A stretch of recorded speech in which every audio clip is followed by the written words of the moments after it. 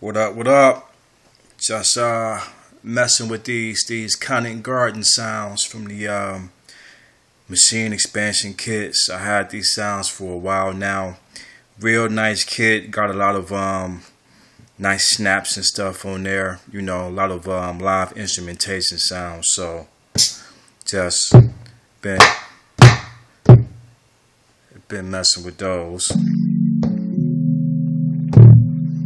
Got some nice Fender Rhodes sounds on there.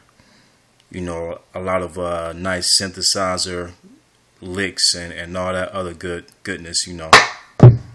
So I take everything and, you know, chop it up and filter it and put my touch on it.